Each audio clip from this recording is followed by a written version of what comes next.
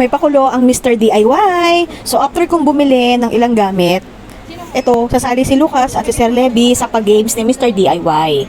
So, yung bola, i-shoot nila dun sa tray.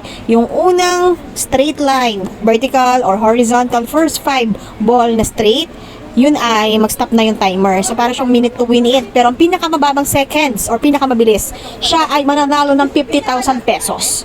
So, ating tingnan kung gaano kabilis ang aking mag-ama. Nakastart na yung sa inyo, ma'am, no? Game. 1, 2, 3. Go na, sir. Oh my God!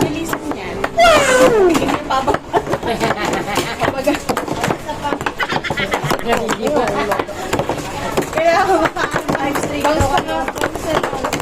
Yun. Pag-ilisip. Sige lang. Paano ko pinapuno?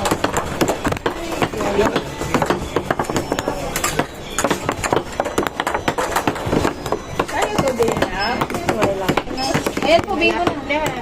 Ayan po, 5 po. 38.35. Ano yung 5? Nasa dulo.